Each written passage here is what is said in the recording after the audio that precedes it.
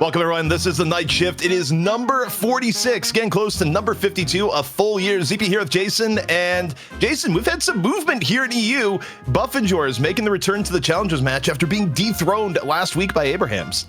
Yeah, dethroned, they got demobbed, I want to say. If we talk about him as being one of the most consistent players in Deadlock, that was definitely not a consistent day, I would say, out of him. Not to put all the blame onto him. But if you look at the heroes he's playing versus the heroes Hoot was playing, there's definitely a difference in what role they filled within Buff Enjoyers. But you know what? It was also a new patch, right, ZP? We had changes. We had changes mid-show as well. I have almost no doubt that Buff Enjoyers will come for that crowd once again today.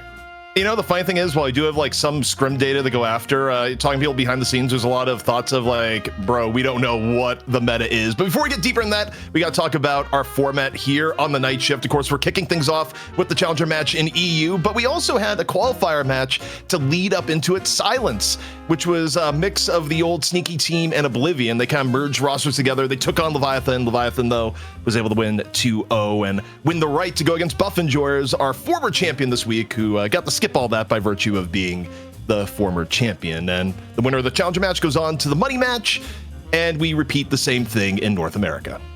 Well, I mean, North America, we got a team in here, ZP. We finally got some non-cat lovers and got a doggo in the mix, man. I'm excited to see what's going to happen over in NA, because Get Candy, I feel like I've been stuck in the qualifier match for quite a few weeks. Filling out that roster, if you guys are wondering who it is, it's what, Geo, Spooky, Rhino, Jarate, Snakes, and Adofan 11. I've been seeing Adofan actually in, I can't remember whose stream I was watching, but I've been seeing him in rank quite a bit here. But I'm excited to see what they can do. Though I will say this, ZP, they have a hell of a challenge ahead of them here in their Challenger match. Yeah, that much is for sure. FPS Lounge definitely looking to bounce back after the Lord Ed empowered Melee Creeps victory last week. One of the more ridiculous things we have seen on the Night Shift. But we got to refocus here, Jason, talk about what is in front of us. And of course, that is EU, but also how it's made possible here in the Night Shift. And of course, we couldn't do it without the support of our patrons. Take a look at our Patreon, the Wall of Fame, as it were, the board members, executives, managers, and down the list we go. Jason, the support, incredibly important for keeping the show running week in and week out. Yeah. I mean, all the support you guys have given us since day one, even the support we got dating back to the Fight Night era as well, it's been so appreciated. It's been so nice to be here week in and week out, just to see you guys, just to interact with you and get to bring you some awesome Deadlock action. But like every week, ZP, I got to give a shout out to one person. And you know what? I'm gonna do this one because I feel like we haven't said this name in a long time. They moved to South Korea, they said, so they're not really able to watch the show too often. But Jax Libido, one of our biggest earlier supporters, dropping, I think, like over 100-something subs in the first few weeks of the show. So big shout out to them, and of course everyone here who's tuning in. Yeah, you know, in my case, I'll give a shout out to Korsaka just because of the humility for support, as it were, where Korsaka, you know, a longtime supporter of the show, has been big on both gifts to the prize pool, gifts to the subscriber or, you know, paid subs, and also was just apologizing to me like, I don't know if I can do the 250 tier this one. It's like, no, you've done more than enough. Thank you so much, Korsaka, for the support over time. Did you plan this? Did you see what just happened? I feel like you planned this, ZP. Korsaka dropping 10 gifted subs in the chat as well, just as you talk about them. Well, we're on a stream delay, so that absolutely was not synced up. That just actually all happened at the same time. There was no collusion there whatsoever, but it just proves the point. You know, thank you, Korsaka, for the support over time. Thank Jax Libido for making me look stupid. Where's your 10 gifted? All right, cool, whatever. Anyways, no, big thank you to Korsaka and every patron supporter. If you can't be a supporter, thank you for just tuning every week. Or if you can't, maybe you're here every week, thanks for watching all the pro players on their streams and helping support them until Deadlock, you know, gets off the ground, stops crawling, and starts running ahead into esports. Well, speaking of running ahead, let's run ahead to look at the Buff Enjoyers roster for this week. Of course, no changes here aside from the fact that Hoot is back off the hiatus. It was Dimov subbing in last week. And also, we need to do a quick change here on the roster. Can we change Obakim's hero to Apollo? Because whether planned or not, Obakim has been somewhat of an Apollo one trick in both scrims and official play over the last week and a half. So we need to fix that right now. Put Obakim onto Apollo because, Jason, it's likely we're going to see more of the Obakim Apollo today. You know, if we're able to make changes, can we also change Zergy, Hoot, Vrake, and Listic to Mina? Just something is calling out to me when it comes to Mina, and I feel like they would all be supporting it. Yeah, obviously this team tried and tested, best team in the world well, I'll say an NA and EU, right? Because we haven't really seen a crossover of Oceania and Pacific within these two regions in particular, but they proved it back in NSO in the Night Shift Open, beating out, I mean, there's 3 out of the 4 teams in the finals of that one was all EU teams, but this team has been at the top echelons for quite a long time, and obviously did fall last week.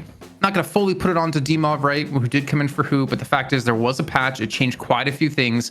No one knew what the meta was going to be at that time, and maybe we're still not even sure of how the meta is going to settle down. But one thing is for sure is that this is going to be a cracker of a match because their opponents as well here, ZP, they've had a little bit of a switch up.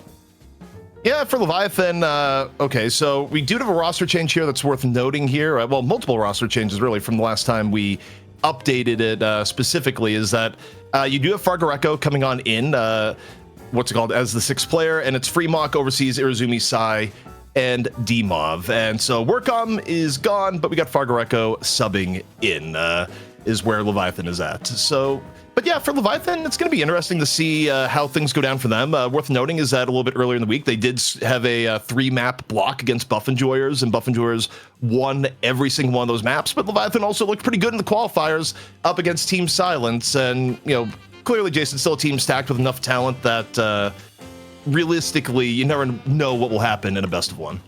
Oh, for sure. And the fact is, I saw a post earlier today talking about Fargareco, because we haven't seen Fargareco in a very long time. But apparently Fargareco is the first player in Deadlock to reach rank 1 on 20 heroes.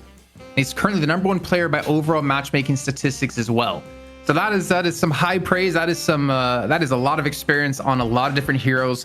Will it be enough though? Will he be the magic they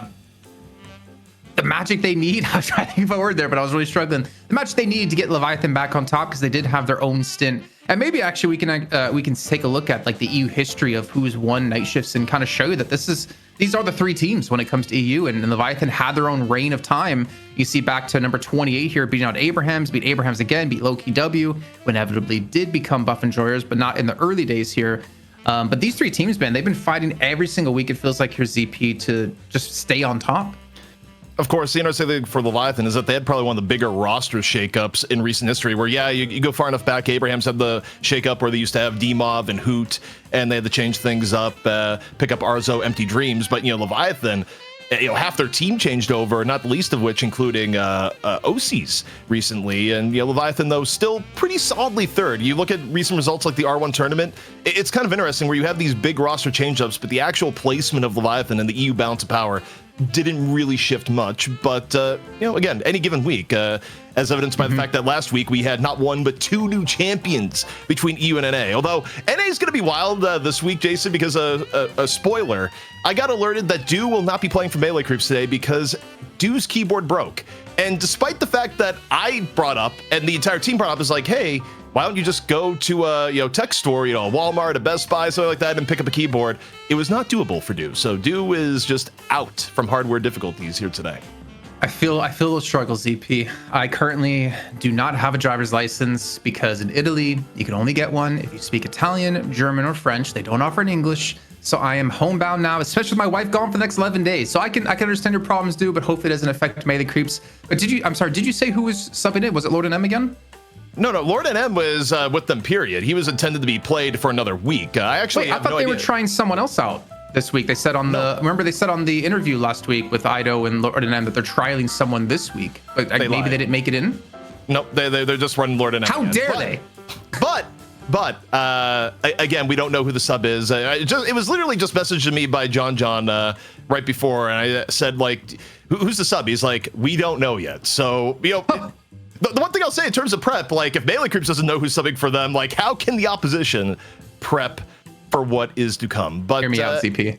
Yodi, we've seen you do the Mo 1v1. This is your redemption arc. Sub as the 6th person for Melee Creeps and carry them to victory. Can you feel it? Yeah, we'll see. I mean, speaking of Mo 1v1s, that is the next thing here on the Run of Show. I don't know if we have one. I told Listic, hey, we need a Mo 1v1 for today. And apparently we do have one. So what happened here is that I didn't get set the Mo 1v1. Instead, it went directly to production. Production and the teams have done a little bit too close, Jason. I've just been cut out of the process for the Mo 1v1s. We got to cut them out of the show here, ZP, at some point, and we'll go back old school, just OBS scene switches, and just lose all the quality we have on the show and the reason people come here every week. But hey, I mean, that means less work for you though, ZP, right? Like if they go straight to production, out of your hands, you get to chill, relax. Hopefully be more rested this week than last. Hopefully you didn't wake up at 2 a.m. this time. No, my sleep schedule is good. I am actually primed for the entire day. Normal human being, as it turns out. What? Okay, okay. You say it's good. What is your sleep schedule right now? I woke up at 9 a.m. and, well, the last 2 days, woken up at 9 a.m. and went to bed at around like 11. So. Wow. Okay. Normal. Very normal. All right. I will give you that. I was expecting you to say like normal, like, yeah, like 1 p.m. wake up, went to bed at like 2 a.m. You know, normal. But here we go. Here's the Mo 1v1. And it comes out swinging. Obakim, bit of a lead here. Straight up, and Leviathan, a bit of a retreat, going for the parry. Doesn't quite land it, and Jason, if you're Obakim, you can kind of send this lead, and, you know, it's your Mo 1v1 to lose at this point. I think he's got it. I think there's no losing this. It's just about style points for now. Oh, he missed. Okay, whoa, he missed a heavy. Oh, I was gonna say, I was a little confused there. You know what we need to do, CP? I think I said this idea before. If we ever have a Deadlock night shift LAN, you know the Rock and Sock'em Boppers, where you have like those two robots that you have like two buttons and they fight on either side of like an arena and then you eventually knock their heads off? We need to have one made as Mo and Krill. And then that is our decider of first pick or second pick. I think that would go hard, and we could sell those. You know, instead though of having like the Mo head fly off, just make Krill like just animatedly fly off. Like Krill himself just like goes in the orbit. Yeah. Or do Hungry Hippos, and you do like a, I don't know, that okay, now we're stretching it here. We'll get into the draft soon. You know, thinking back to last week, can we actually, while we wait for the draft, I think this would be a really good ZP, is we take a look at hero priority from last week if possible, to get an idea of like what we did see, because Shiv, he got changed mid-shift, mid-series when we were watching Abraham's up against Buff Enjoyers. But he was still heavily prioritized and also being let through every single game, being first picked in 7 out of the 8 games. I forgot we played 8 games last week, ZP, but I don't know how I forgot. Mirage also got heavily emphasized when it came to first picks, but also being played every game more as like a support kind of M1 or like a secondary M1, but also in Furnace, Viscous, like Venator, right? To see these set heroes, like these 8, 9 heroes being picked every single game was kind of a bit of a surprise. Yeah, I mean, it was what people attached to immediately post-patch, and I'm not sure a ton has changed. You know, just doing research prior to the day, I can tell you number 1 and number 2 priority, without a doubt, were Billy and Pocket, followed by Mirage, Doorman, Viscous, Shiv. And you look at the graphic here, you're not seeing much of a change from that. I think the hero that probably fell the most, even though still, you know, in the next tier, is Holiday was getting treated as more of a mid-stage ban, at least in EU, where, you know, the prio on Holiday definitely went down a bit. Arguably, prio on things like Vindicta actually went quite a bit up. Vin was getting way higher prio. So I'm looking at this graph right here in terms of things I expect to go up. Vin may be up in the 4 or 5 category today, at least 3 or 4 from EU alone. Yeah, and I think we still have even room for change today. I mean, seeing 7 get some more priority is also interesting to me. Getting played in 3 of the games as well. It's going to be weird to see what actually will happen today. And more importantly in this match, because it is a best of 1. Obviously, teams have had extra time to prepare it and figure things out. But best of 1s are always scary when it comes into this, knowing that you make those one mistakes, especially with the unstable wrist now being in the game, that could cost you the entire match and potentially a berth into the finals. Well, this is kind of funny, the Doorman band coming in here, because in terms of hero priority, Overseas has been playing the heck out of Doorman in recent times, where Leviathan, that is the one consistency they've had. And if Overseas doesn't get Doorman, Overseas immediately defaults over in the Abrams. So I think Buff and Drew did a little bit of research here and decided, yeah, no, let's force Overseas onto the Abrams. But now, first pick is going to be to Buff Enjoyers, and Jason, personally, I think it's got to be Billy. Really? Over Shiv? Really? You think we're going to see Shiv that through? I think Shiv is going more towards the middle of it, but instead, okay, they go Mirage. So Mirage comes in, and that sort of changes up the hero pool a little bit for Buff Enjoyers, because Zergy's been all over the place recently. Zergy's been on Lash, he's been on Furnace, but when Mirage is in play, it's usually going to be Zergy on the Mirage. But by picking this, you open up the Billy Leviathan, and we'll see what they back it up with. Actually, I thought it was who playing Mirage in like the last couple weeks. Obviously, I wasn't here last week. I could be misremembering, because I thought like Zergy was playing a different M1, but the fact is, like, it could be I think on a couple different heroes, but obviously we're not used to seeing Zergy being picked a hero in the beginning of a draft. But I'm curious to see what they'll continue to go with here. Hoot has been on flyer jail. Hoot has been exclusively the last week. A lot of GT, Vindicta, and also GT is where they've been at. How dare they? But with Bringer, I think Shiv is probably likely to come through here, given the fact that it's like that. And you know who's been playing Shiv recently from scrims? It's been Listic, yeah. Yeah, I find that kind of, again, one of the advantages of being buffingers, of having these deep pools. You look at this and you think probably cosmetical, but the fact is, like, Listic has played in the past. He has been playing in scrims, as I was watching some of the Lightbringers scrims as well. We have Infernus being picked up, which, again, I'm not 100% sure where that will go, because it could still go to cosmetical as well. I think wasn't even Obi-Kim playing it last week or the week before? I mean, I don't know. This Buffingers team is so crazy. It's probably further back because, again, Obikim has just been a lot of I'm playing nothing but Apollo in recent times. Now, the Infernus is kind of interesting because Zergy has had some time on it, but Zergy also has been more of a pro on Mirage when they've done things like Cosmetical Venator, Zergy Mirage. It probably is between both Zergy and Cosmetical on who's playing the Mirage Infernus. Like, it's going to be between the two of them, but it wouldn't be unprecedented to see either on the hero. Now, this is what I was kind of curious to see, if Leviathan would finally force Obikim off onto a different hero, because it's the one thing if you're going to target where, okay, Buff and Joris, they came in and they targeted overseas. Leviathan comes in, they said, okay, Obikim, you're going to have to play something a little bit different than the Apollo that you've simply spammed the last week and a half. Did we... Sorry, I'm a little bit confuzzled by the Ivy ban. Did we think realistically... Yeah, but do we think realistically they were going to pick an Ivy with a Viscus already picked as well? Yes, 100%. Because Fargareco was picking it no matter what, even with Irizumi on the Viscus. So this was purely we know Fargareco is subbing for you. We know Ivy is a super big comfort pick for Fargareco.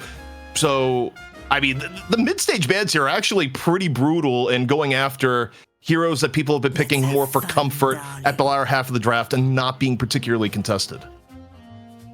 Okay, and a Geist coming through as well. I mean, this is a lot of damage out of Buff and Joyer so far. And Leviathan, I feel like they have a good amount of sustainability and obviously pick as well when it comes to the Holiday being snatched up too. When it comes to like front lines though, I mean, still relatively weak, but man, Drifter, I haven't been playing Drifter, but I've been just hearing about how he's been like, he's on the up and up constantly. His win rate's going up. Everyone seems to be playing Drifter. People are getting annoyed at Drifter as well. And it seems like Listic might have been ahead of the curve when he was one of the few people actually playing it, whether it was in pubs or it was here in the night shift. Well, Cosmetical might get to play his favorite ladder hero here, despite it not being played a bunch by him in comp. And this may be the Cosmetical Shiv game because Drifter has basically been near exclusively played by Listic. Maybe there's a world where Obikim could play it instead, but I think you're getting into some very strange hero pool territory here for sure. That'd be wild. Obikim Drifter. Also, Jason, the GT Vin is still up here. Like, I think I'm still missing the Hoot hero. And yeah, I mean, I think GT's been the higher prio, but no, they go Calico in this. So this is... That's a Freya Calico, a Listic Drifter, Cosmetical Shiv, a Hoot Mirage, a Obikim Infernus, and a Zergy Geist. It's, yeah, I mean, there's like multiple ways that could pan out. This is a little bit different from some of the scrim data that we recently had, and yeah, it's a bit all over the place. Also, the late Sinclair pick coming out from Leviathan. Also, the 10 gifted from Cassana 14 yet again. Every week, 10 gifted coming on through. Thank you again so much for all the support, Cassana. Yeah, I mean, this is maybe like the one thing that frustrates me about Deadlock compared to like, I don't know, League of Legends, and I want to say Dota, that honestly, I'm not really an active Dota watcher, is normally when you see like heroes or champions being picked, you can tell who's playing that hero, right? In Deadlock, it's a lot more difficult, for sure, especially looking at the Buffingers composition here. But for Leviathan, the Sinclair being picked up, I find kind of interesting, because I think Combustion Combustion is a good ultimate to steal. I think Eternal Darkness, or Eternal Night, is a good ultimate to steal. You do have the Traveler potential out of Mirage, and you also have the ultimate out of Calico. I think there's like some good options, even the Soul Exchange out of Lady Geist to just swap her back once she swaps you to pretty much nullify that ultimate. But is it, in your opinion, ZP, are any of these ultimates like A tier, like S+ tier for Sinclair to steal to be picked here in this situation? I mean, I think in this case, the Sinclair is picked more as we just want another strong laner in this instance. I don't even think the Sinclair is getting picked for as like, yeah, we have this, very obvious ultimate to come in and steal. And I'm just trying to process, okay, how is this game going to break down as far as, lane phase into bigger team fights? The team fight for buff enjoyers is pretty substantial. I mean, I think in Furnace, we've actually seen go up and up in pick priority by versus virtue of making, Rift fights in particular, like pretty obnoxious to fight into. Not that you're weak for engagement if you have Billy on the other side, but, as I'm balancing the two right now, Jason, I kind of like the buff enjoyers draft more because I think they're still getting a lot of lane power, but the lot of ways I think the bigger team fights are likely to break out are probably in their favor, so long as Billy doesn't have just an outrageous engage. I just see overwhelming damage out of buff enjoyers compared to Leviathan. Like, I know Sinclair can do damage. I know Paradox can do damage. I know Holiday with the barrels can do damage. I know Viscous can do some decent damage, but in my head, and I could be wrong, I could be just like misleading myself when it comes to it, I just don't see a lot of damage on their team. Whereas buff enjoyers like Mirage, Shiv, and Furnace, Calico Drifter, maybe not as much damage, but Geist as well. I feel like when it comes to just a raw damage output game, buff enjoyers win that with a landslide. Yeah, also looking a little bit deeper, the last hero that Obkin played that wasn't Apollo, which I have to go like 6+ games back, it wasn't Furnace. So probably going to be the Obkin and Furnace this game, if I had to guess. Although, again, the buff enjoyers roster is such that it could flex in some unexpected ways. Thinking though, the win conditions for Leviathan, the thing for Leviathan that's like really, really scary is that, for buff enjoyers, I think their actual pure team fight is a little bit better. Leviathan have so many ways of forcing what is effectively an unfair team fight, particularly where you have double pick between Paradox and Holiday. Like the ability for Leviathan to actually play make in this game is pretty wild, and it puts a lot of onus on buff enjoyers effectively to not make positional mistakes really ever. Well, we're about to hop into it here, ZP, and this is a challenger match. It's just a best of one. Winner goes on to play against Abrahams in a best of 3. And really, it comes down to who's just going to play the cleanest. And I think most importantly, who's going to make the least amount of mistakes in this game. Because it looks like we will have Hoot on the Mirage to kick things off with. And we'll get the UI up here for you guys in just a few seconds to see who is going to be exactly on who. But, I mean, Hoot in mid with a Shiv. A Mirage Shiv, man, that's painful. That is quite painful. Yeah, and I mean, anytime you're talking Lightbringer, the general consensus has still been the meta has been more lane heavy, although, trying to get an update this week was more of a, who really knows what the meta is right now? Apparently, Abrahams was not scrimming as actively this week, so there's a little bit of, cloud of secrecy over what the meta truly is. I'm not saying Abrahams is holding out, but just, you don't have enough data for teams to really go through it the way that they normally would. Oh, it is? Oh my gosh. It is going to be Obi. Wait, that can't be right. A Cosmetical Geist and Obi-Kim Drifter and a Listic on Shiv? I did not think Cosmetical was going to be on Geist, like whatsoever. Also, I thought this would be the case where Cosmetical would potentially be on Shiv and then Listic would play the Drifter, but, in this case, I'm not even sure Buff enjoyers had the full plan set up right before, but one thing is for sure, hasn't been a fun lane for Overseas here thus far, again sparked up by Zergy. And I mean, now in terms of lane priority here, this is actually a pretty big HP debt to be in, a little under 2 minutes into the game. And just like if they ever get an afterburn on you, ever get the Stalker's Mark on you as well, it's quite painful here. And they're trying to go in before the cube actually is online, I believe, for Irazumi. Getting them both extremely low on HP, looking for the chase. I would imagine Overseas should be fun if they go for the dive. Obikin goes in deep. And it's just left Overseas by himself here, being caught out between 2 different players at his own tower. Yeah, also, lane pressure is at prio when you start getting more headshot boosters being bought even by heroes that don't necessarily instantly rush early headhunter. It is one of the better items for early lane pressure. But yeah, in the laning phase alone, I mean, it's not just the Inferno's Drifter lane I've been looking at. It's kind of fallen apart across the board. However, Zergy a little bit low as Irazumi rolls back in and cleans things up. But look, still comes at a cost, Jason. Yeah, a very scary cost because Obi-Kim's at 2.4. I'm actually doing a hop to him when we have time here to see if he's been building up stacks here. Actually didn't have it unlocked at the time, so only at 0, unfortunately, even with those kills coming on through heavy melee as well. Got that melee lifesteal, and he's doing some decent damage here. And he's going to back away to have Zergy to come on. Sorry, not even, yeah, it is Zergy. I'm really not sure who's on who, I swear. Able to come back in and support him. And again, Overseas down low on HP. 1.5k souls. They are just under some massive pressure on this right-hand side. But maybe at the same time, the left-hand side for Leviathan is going relatively well. Both teams seeming to kind of win out on their weaker lanes. Yeah, I mean, in this case, well, things looking a little bit rough for Debuff here. That is a high HP Calico on Pursuit. No extra abilities even needing to be used. Simply run on down. So, you know, even when Leviathan has gotten a kill or two here, it has come at a cost, more of a trade. Still, in my head, the 12k, it feels a little bit more ahead for buff enjoyers than it actually has been thus far. For sure. I'm in agreement with that, especially when it comes to kills. I think it definitely is favoring buff enjoyers. In my head, when Vrake was chased down that kill onto Demov, he was saying, this is for costing us night shift last week, as he finishes him off. Big dive coming in, though. We're going to catch out Vrake. I mean, under the Guardian, the minion wave is at their own tower right now, still looking for the damage to be done. Vrake's low on HP. Cosmetical's going for the chase, and he's getting the finisher over onto Fremok. Let's have one player. It's going to be Demov behind the tower. Goes in for the parry, but Cosmetical's here to be the brick wall that Vrake needs to survive. And Cosmetical's going to turn this into another kill, most likely. Also, that was a bit brutal to watch as Fremok just ate like 4 light melees in a row with parry on cooldown. A bit painful, especially on holiday, but also elsewhere in the map, Overseas is getting the business at the moment. Still, quick re-engage from the holiday back in the lane, and Overseas actually able to pull it out of the fire, takes down Zergy, although Obakim still finishes it off in what has been an increasingly scrappy lane. Yeah, okay, I mean, okay, what? The spotter wasn't even on him. He was so high above that. Also, I mean, that given the life that Arizumi is at, I feel like going for the Ren there was a little bit ambitious from Obakim.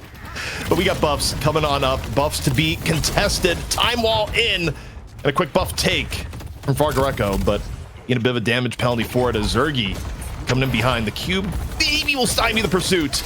As Zergy right now get a face full of Billy, and this is turning into a big ruckus here in middle as Zergy continually getting pummeled from all sides, finally going down to Overseas.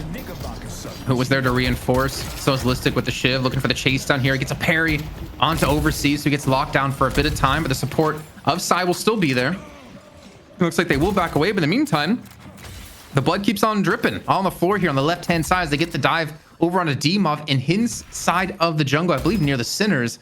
And they might have themselves a Guardian here as well on the left-hand side with the pressure being applied, even one in towards the middle. This is going to be a big jump up in souls here right now, ZP, for buff enjoyers. Yep, buff enjoyer is about to get mid Guardian. Also open up the map a little bit more. Should Listic want to do a bit more run, but instead just throw a knife into the back of Fargareko. Gonna eat a carbine for the trouble, and a lot more of the time bomb than expected. Going back for the support. Elsewhere in the map, Obakim takes down Fremok in what has been the bloodiest lane by far. They actually rotate over to the left-hand side to go for the aggression. They get the kill on the Fremok. They get the Guardian down as well. They open up. It's only a 2k lead in souls, but again, it still feels way more than that right now. Obakim has to be at building up stacks now, as he was previously at 0. The counter pressure coming on through. It's just going to be Fargareko by himself, though, so he has to escape this one, but some clean movement to bounce off that wall. Creates the distance he needs to survive, though. Hoot might not have agreed to it as he's just dove completely behind the tower, looking for 2 kills. Both teams looking for an edge in laning phase. Buff enjoyers, the ones walking away with the bigger edge here so far. A 5k lead now opening up, though a lot of that is just some of the lane souls given by the Guardians. Also on the map, quick teleport by Obakim.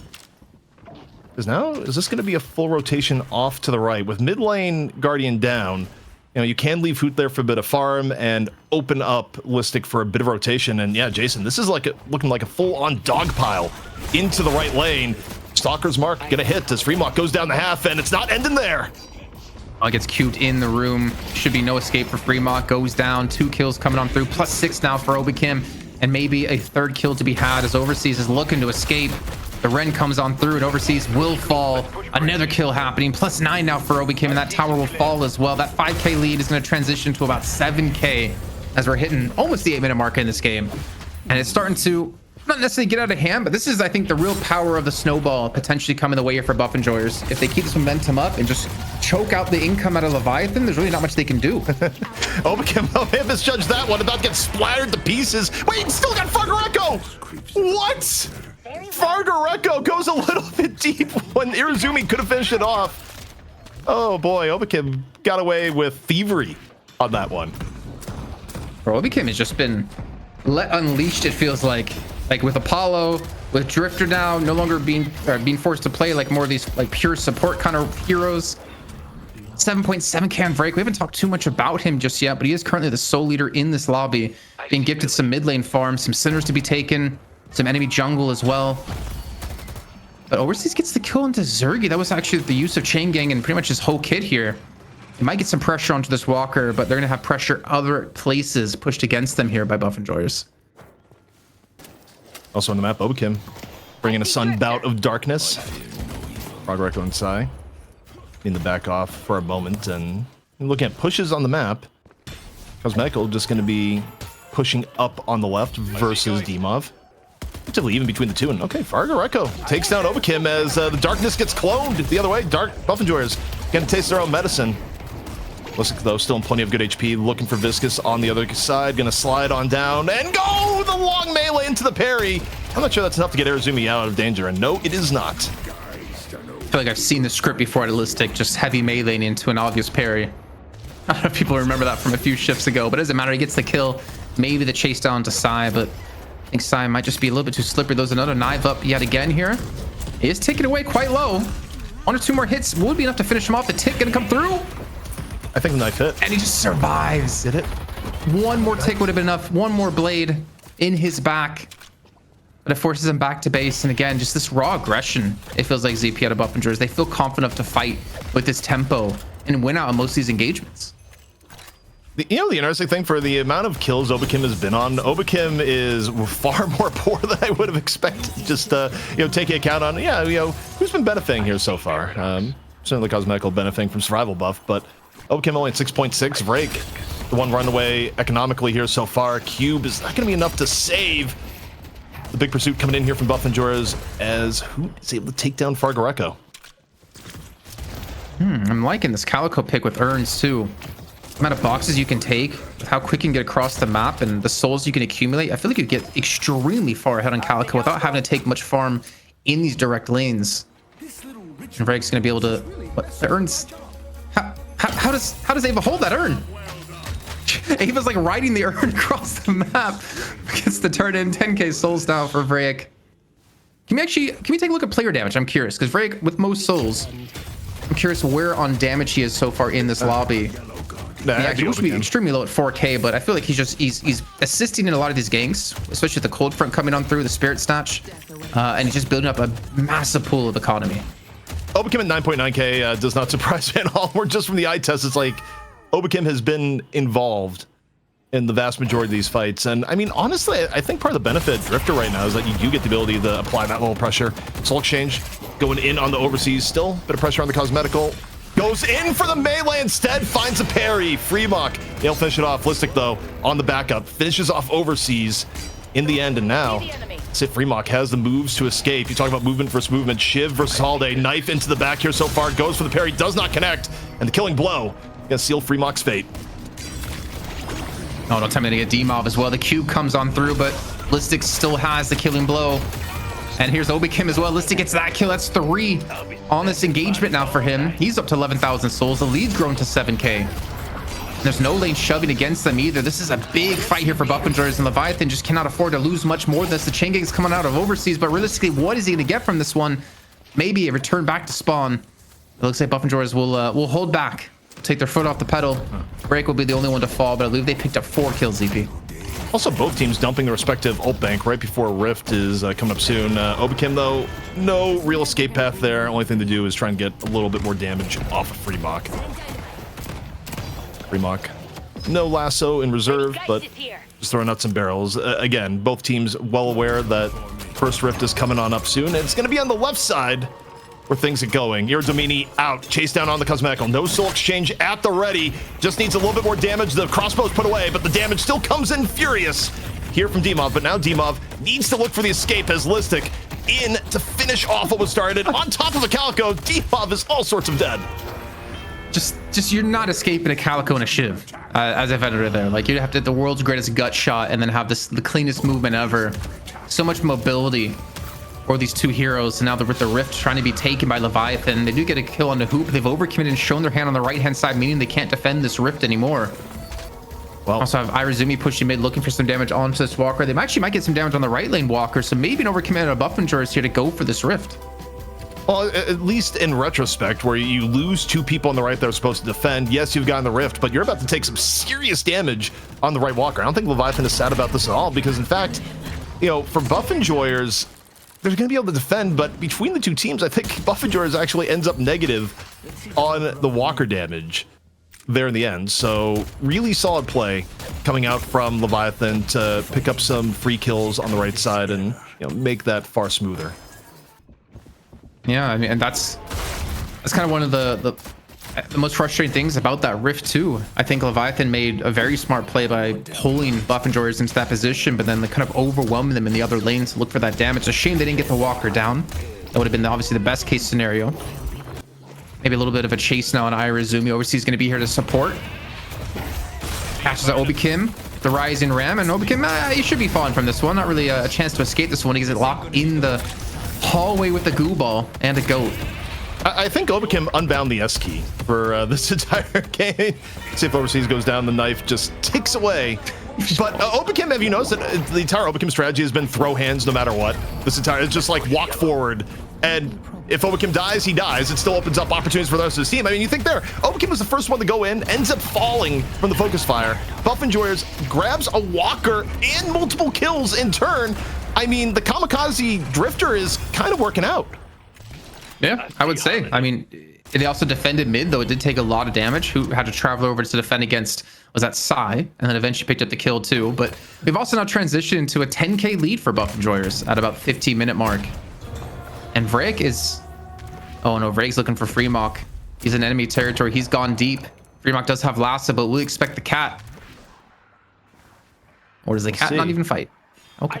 I don't think you take this fight just yet. Obikim, one might potentially throw some hands, grabs the and immediately running into Overseas, where I feel like it has been Drifter versus Billy the entire time, and this time Obikim goes down.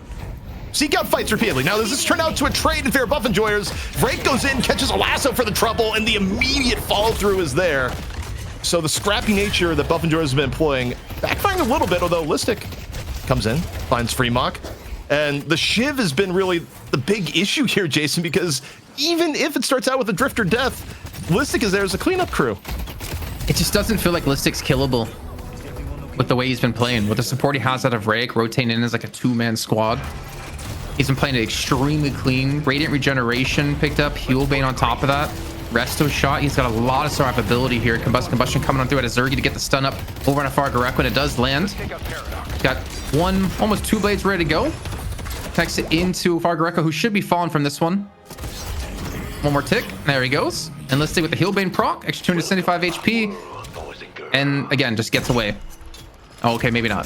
Here, Dominic, coming on through.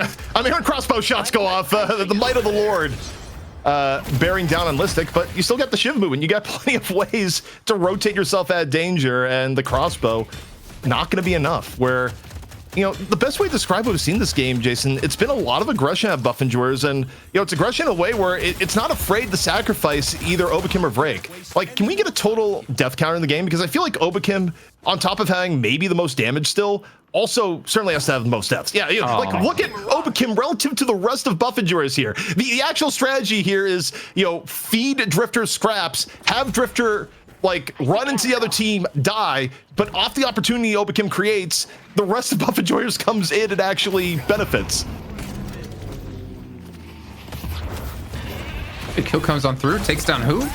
And a great Rising Ram catches out Vrake, who should fall from this too. This is a big turnaround for Leviathan, who we're down and are still down 10k souls.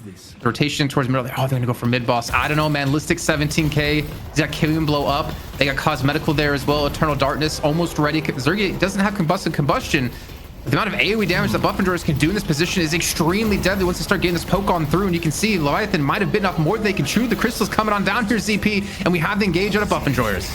We'll see. The fight is underway. The crystal is down. Obakim picks up the first rejuice. Cosmetic on the second, and Listic on the grabs it towards the end. Fremont gets one crystal, but overall, Buff Enjoyers, they get a quality engagement. Sinclair, not a problem. Chain Gang, not a problem. And Buff Enjoyers, even down 2, they wipe the floor with Leviathan by the end of it and get to walk away with one crystal on top. It honestly felt like they had way too much damage there, man. AoE from Cosmetical, the Listic slicing on through, Zergy coming on through with the connections. I mean, they're still fighting. They still have one crystal left. Overseas finally goes down. In the end, it's basically a full team wipe coming on through for Buff Enjoyers. They sport now a 17k lead, and who in the meantime, he's just been cleaning up these walkers, man. This right one's gonna fall. Left and mid is already fallen, and Buff Enjoyers are in the driver's seat to get that rematch against Abrahams. I mean, Hoot has been the more sane person at Buff Enjoyers of, okay, I'm gonna avoid some of these fights, regularly push waves, maybe run into a bit of trouble here, but you know, you have a decent amount of farm. You're not the easiest to take down. Fargareco now just getting jumped by 3 on all sides. The rest of Leviathan in a retreat as Buff Enjoyers holds W, goes forward. And is Irezumi going to be able to find a way out? It's looking unlikely. Listic finishes off and just gets to walk forward as the nearly immortal Shiv at this point. Yeah, I'd say it. You know what? He is pretty damn immortal. Has Listic died? Actually, I don't remember the death counter that we have. It doesn't feel like he's died often, if he's died at all. Maybe once or twice at the most. Rejuve gonna go to the wayside, and well, if he had died, that may have been the first death there. The caster curse in process, but Overseas will likely be giving his life for it here. Cosmetical on pursuit, needs one more shot, gonna land it. Elsewhere, Obakim taking down D-Mob. The Rift, by the way, about to just disappear, and yeah, it disappears into a cloud of souls. The contest going on all the while. In the end, though, Jason, you look at the state of the game. Buff Enjoyer is now up 25k souls, and you know, it's not just one specific moment. It's a lot of small skirmishes that have gone their way, which is kind of interesting because you think about the team comps here. Leviathan with double pick, you would have thought would have had more of the edge in like setting up the small skirmishes, but I don't know if it was accounted for of Obakim just recklessly throwing himself into every fight. The thing is, they dominated that right lane, I want to say, because they destroyed Overseas and Irezumi quite a bit. Even though Overseas is still sitting at, you know, second highest net worth in his team, it doesn't feel like he's going to be naturally that tanky anymore, because Cosmetical's been given a Soling to farm, Zergy's been gifted a Soling to farm. I think even Hoot has as well. While Vrake, Obakim, and Listic act as like a 3-man hit squad around the map. And at the moment, the urn is in the hands of Vrake. Sai has gone down to Obakim as another fight could be breaking off course. I mean, we're not going to end these fights ever, as Listic's trying to take on Overseas. And he's going to have support here in just a few seconds out of Hoot. Overseas, there's a limit to what can be done at this level of stat differential, where, by the way, even though Buff Enjoyers is now starting to run away with it, as Listic picks up an easy 2, maybe about to get third, Overseas has been the reason why Leviathan has been in this game to begin with. Just really strong Billy play, oftentimes the one person that, you know, makes fights a trade or, you know, creates a little bit of an opportunity for Leviathan, but at the sole difference we have right now, it's kind of amplified some of the things we've seen from the beginning of the game, where now Obakim can legitimately dive 1v2 and actually come out with a kill and live. And is there gonna be teleport here on the Fremont? Like, how thirsty is Obakim right now? Oh, he doesn't have an S key, remember? I think he's pretty thirsty. Yeah. That'd actually be funny if he legitimately did unbind that key and he has to only hold forward. And to go backwards, he has to just turn his camera. Training exercise by Lightbringer, where it's like, you know, remove the S key or the belt. Just like Goku with weights, you know, just trains with weights, and then when he takes him off, oh my god, no one can stop him. The one thing I'll say here, Jason, is that as we get a little bit later in the game, oh my goodness, do it. The long range, do it. You never know, like how hungry is Drifter. Just look at the mini map. Is there gonna be a teleport? Maybe not this time. I mean, Leviathan with double pick, they still have ways of getting picks and like getting back into this game, but it's just you're under so much pressure. They don't really have the ability to, you know, slow play it and look for setups. Instead, it's constantly Buff Enjoyers looking for opportunities, and the burst damage onto Sai, a little bit unreal. Those gloom bombs, oh my lord! With Boundless picked up for Vrake as well. That's scary, man. Obviously, you're supposed to be very slippery as a Sinclair, but if you don't expect an Ava to just pounce at you like that, you can say goodbye to 3/4 of your HP. But the farm continues, and we have mid boss in 2 minutes, buff in 2 minutes. Really, there seems to be no sense of urgency right now in buff enjoyers to look for any pushes anywhere. I would imagine, again, it's going to come down to the objectives. And I don't think Earn necessarily is an objective anymore that you can use to team fight. It's all about the unstable rift or mid boss. And I believe we still have quite a bit of time for the next rift. Greco dying here would be rough. I mean, the thing for Leviathan, if they're able to avoid pickoffs like this, I still think there's a world where they get back into this game. I mean, Dimov is actually pretty competitive on farm at this point, and you still have like big threats in terms of opening up fights between both Fremont and Fargareco. The problem that's been is that Buff Enjoyers is in a state of hyper aggro where it is continually Obakim and Vrake looking for engagements. You're still under the passive pressure of Hoot just continually shoving lanes. Like, the lane setup of the game here, Jace, has been so much in favor of Buff Enjoyers, especially like the last 10 minutes, that, you know, Leviathan, they don't have a lot of map to work with at this point. Yeah. It honestly feels like they're just going to continue to fall farther and farther behind. And once we get these next objectives, like for instance, mid boss, if they have to come out to fight, I mean, they're already going to be scared as it is to leave their base. Then they have to be scared. Is it just a bait with the scream, or are they finishing it?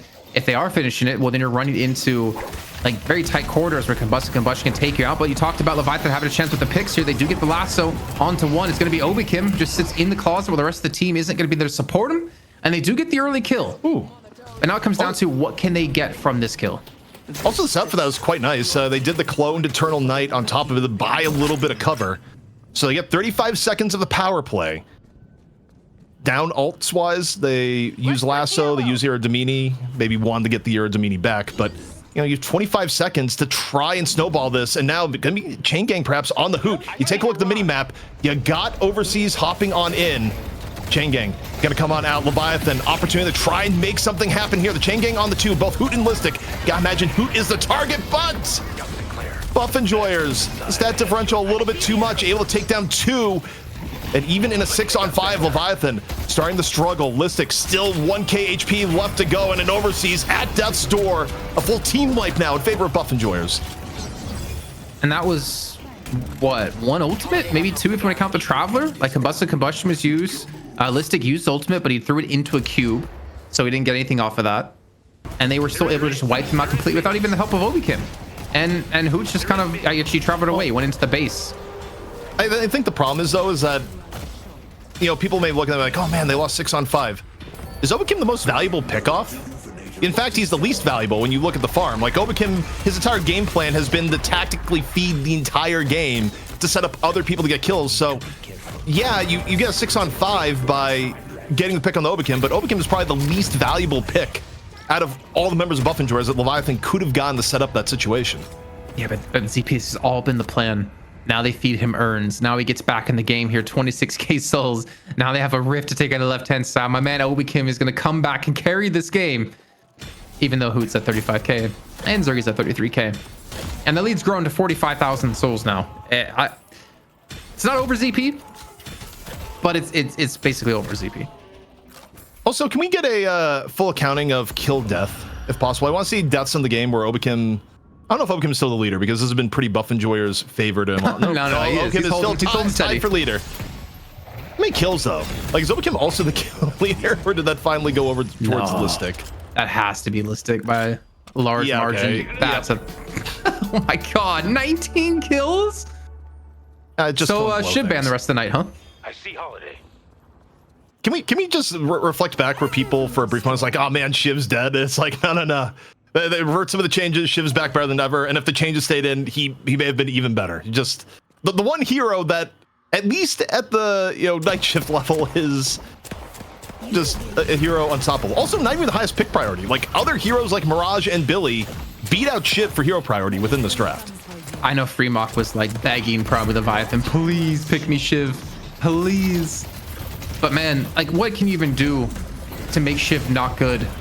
I think, is it his mobility? Is it his damage? Is it survival? There's just too many things in this guy's kit. I swear, he's so decked out. I mean, It's mobility, survivability, and just the incredible power of Killing Blow. Like, Killing Blow alone is a massive, massive boon. But Shrine's about to go down here for Leviathan, and with a 50k difference and 3 rejuves against them, there is precious little they can do against it. Can we look at golden statues before the end of the game? Because I feel like Ballistic has also probably been the gambling leader. Nope, that's actually going to be cosmetical in this time. Because Ballistic was too busy having Killing Blow on cooldown through most of Leviathan, if the kills are anything to judge by. I mean, he was gambling with other people's lives, not with slot machines here. They do get a kill on a hoot, and they get the rejuve out of his hands as well. They do clear out the patron, but unfortunately, it's just Fremont trying to defend it while the rest of his team has fallen. Buffingers coming back in for the patron to finish off the game.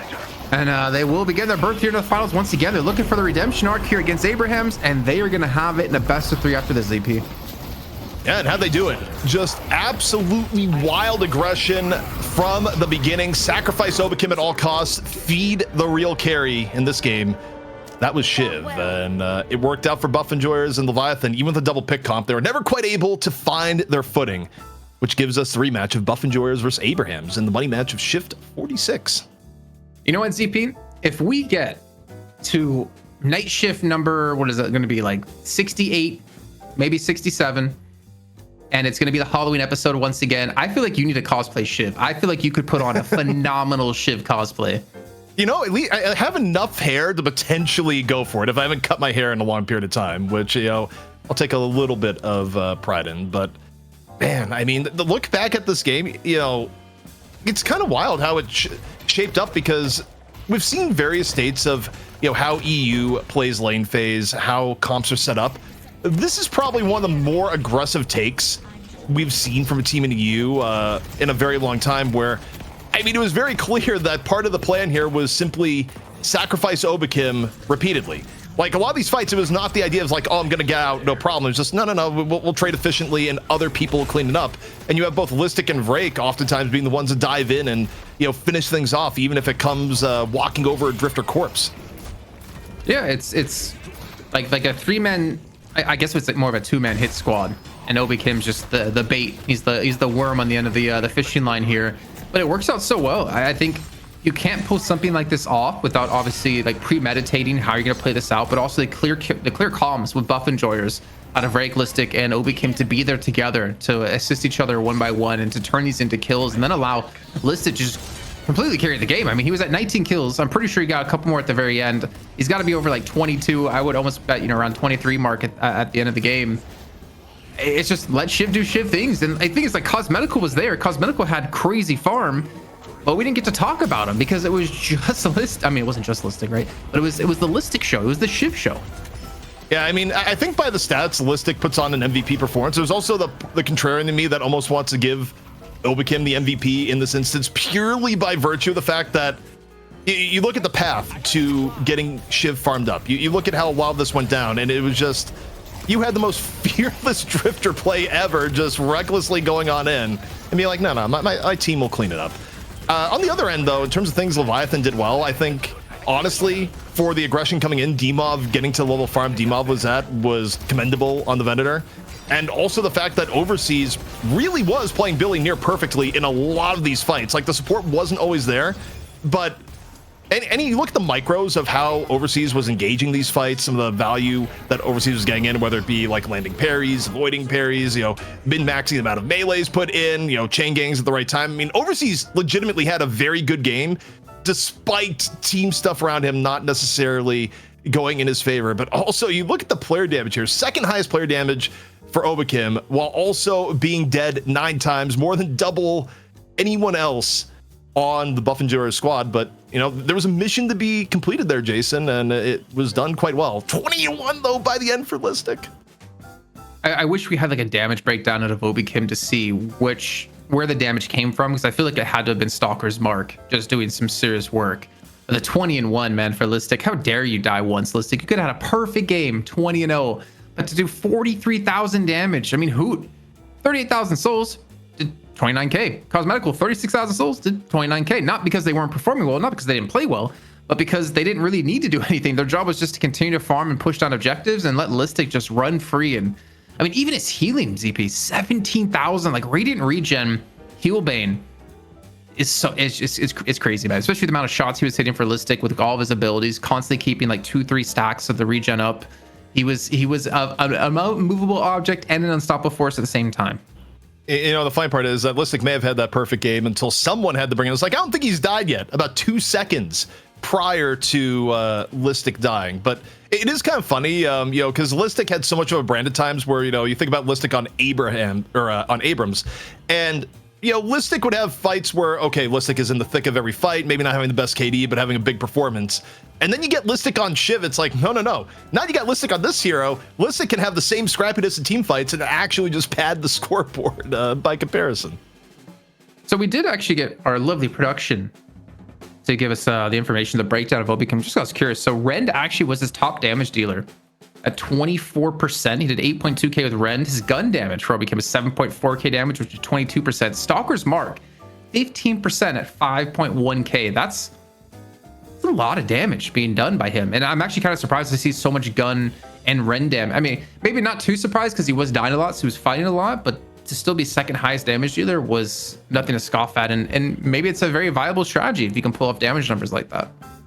Also, just take a look at alert and, you know, got a split-second glimpse of chat. Some people go, it's like, Dimov only 17k, won the world. Dimov was basically stuck trying to keep competitive farm the entire time. So if Leviathan did have a good team fight, they could go in. Like, I don't think you should look at that and be like, Dimov, what are you doing? It's just, if you're stuck farming for half the game and, you know, trying to keep pace, you're not going to be in as many fights and, you know, it's not going to look as good as a scoreboard. But you know what is going to look good on the scoreboard?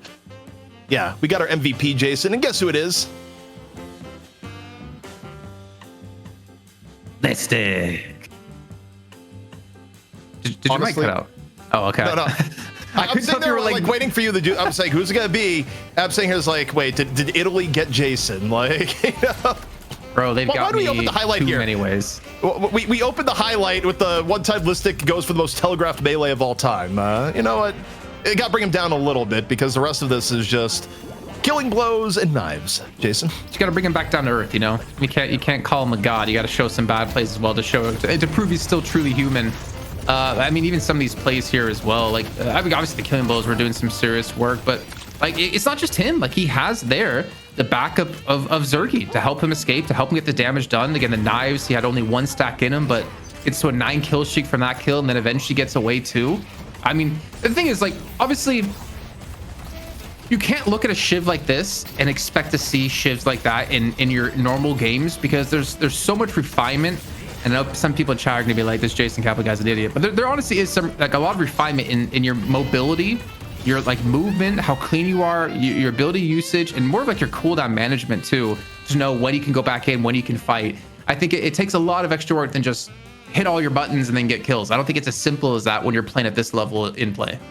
No, not at all. But I think the interesting thing about Shiv was that you had a comp that was double pick comp with Paradox Holiday, and at no point was there a level of comfortability to be like, yeah, we should actually go for the pick on Shiv, because once Shiv gets ahead of the game, it's simply not a hero that you can dive in on with 3 people and actually take him out without the fight going against you. So there's something to be said about like the near impossibility of actually dealing with the Shiv should he get to that level of game state. You know, good, bad, up for debate, but it is the big problem that Leviathan ran into. But Jason, we gotta go to Relic. What? just get cursed relic, duh. Yeah. Jason, though, we do have to go to a break. When we come back, it's gonna be Buff and Yours taking on Abrahams in the rematch to try and get back the throne. Does Abrahams have the solution to the aggression? We'll see after the break.